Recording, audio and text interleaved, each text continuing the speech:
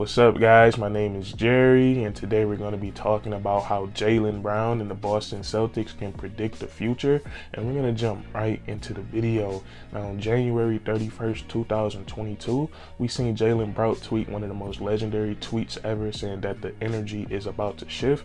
And considering how the Boston Celtics have been playing since that tweet, is really an understatement. And at the beginning of this season, we seen the Boston Celtics struggle, and I think they was playing below their talent levels, and it might have been some chemistry issues, and the offense was definitely a little stagnant. And something that the Boston Celtics have excelled on all season long is the defensive side of the ball. They were always top 3 in defensive rating, but what they struggled with at the beginning of the season was just offensively and really closing out games. And the final straw for the Boston Celtics this season was when they played the New York Knicks. They were up big the entire game, and they ended up blowing the lead in the fourth quarter. And in that press conference, Coach Udoka, he called his team out, said that they were playing like a bunch of babies, and I think it was really smart of him. He took the chemistry narrative and he flipped it back onto the media. He used it to his advantage by calling his team out to the public, and ever since that, the Boston Celtics have been playing. They've been literally the best team in the NBA. They've been the best offensive team. They've been the best team record-wise, and then they also been the best defensive team. So the Boston Celtics, and what I really saw for them was the change in their offense, and it all starts with their two stars, Jason Tatum and Jason Brown, and mainly Jason Tatum. And Jason Tatum, he's taking his game to a next level this year. People thought that he started to ascend in the playoffs, but Jason Tatum has really ascended this whole season. He did something very simple to make his game so much better, and that was to trust his coach and start trusting his teammates. And Jason Tatum, he's a young player, and I think the former mistakes that he made was young player mistakes, and he's been through a lot in the NBA as far as experience, and he's starting to mature as a basketball player. And what I mean by that is he's starting to make the simple basketball plays.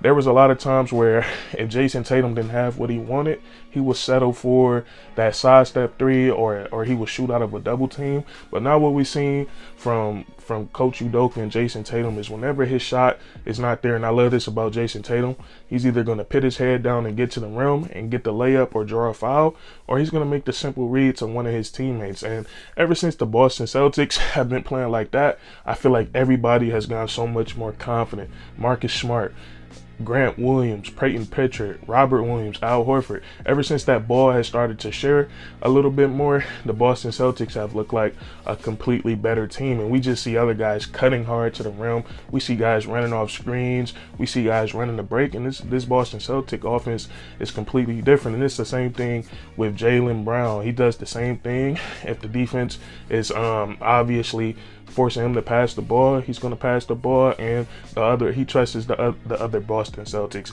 to make plays. So that's how I think the Boston Celtics, how they went from they were a play-in team, they were hovering at 10th seed, they jumped all the way up to the number 1 seed at one point, and then they finished with the 2nd seed in the Western Conference, and the Eastern Conference. And we seen Jaylen Brown and Jason Tatum prove everybody wrong. It got so terrible for the Celtics at one point this season that everybody was talking about trading Jaylen Brown and Jason Tatum, and I was always against that, because when you get two guys that's two-way players that play on the wing and they can go get a bucket at any given moment.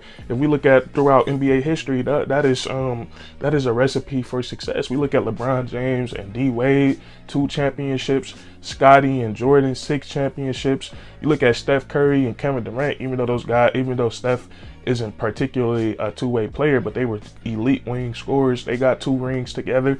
So that when you get those type of guys, you always keep them together. Even Paul George and Kawhi Leonard, I think those 2 guys have championship potential. So I was always a fan of breaking those 2 guys up, and I'm really glad to see them stick it together, and now they're playing some really dominating basketball. And we look at this incredible run that the Boston Celtics are on right now.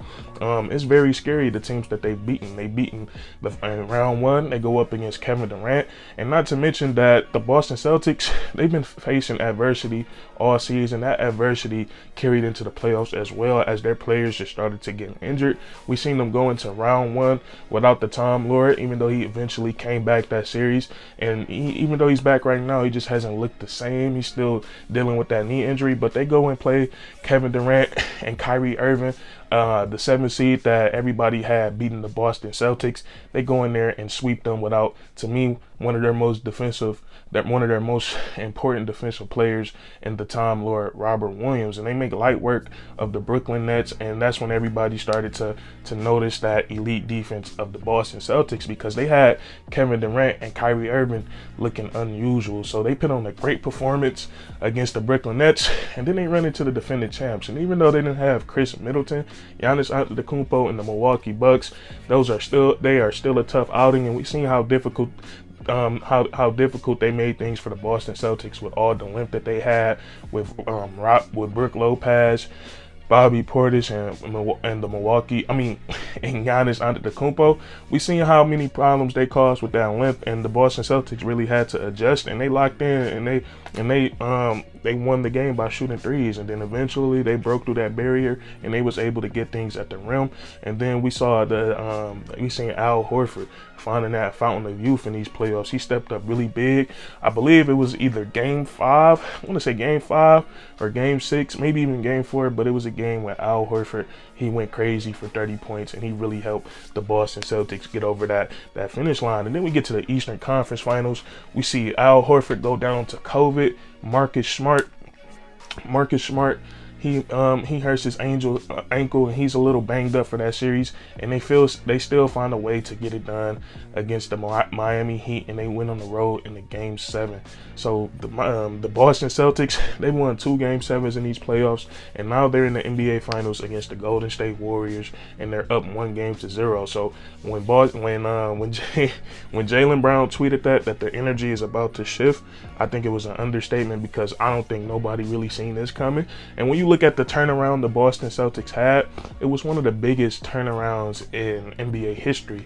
I've never really seen a team, they were at the 10th seed, heading into looking like they were going to be a play-in tournament team, and then they flipped the switch. They literally flipped the switch.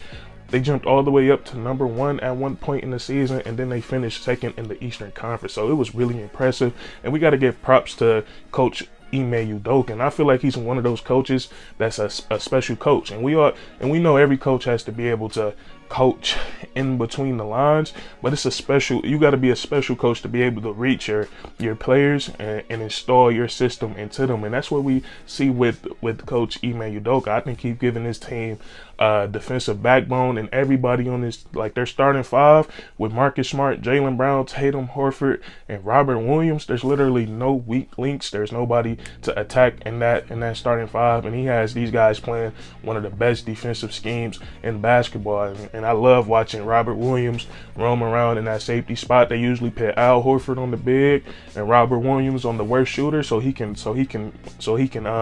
freelance around, and it's a recipe for success. And then offensively, he got these guys moving the ball, cutting, making the extra pass, and it's looking like a thing of beauty. So Jaylen Brown, props to him for believing in himself and Jason Tatum, and I'm glad to see these 2 guys working it out. That's going to be it for this video. If you enjoyed, leave a like, comment down below if you agree or disagree, and then subscribe for more weekly content. We do this all the time, man, and that's curtains.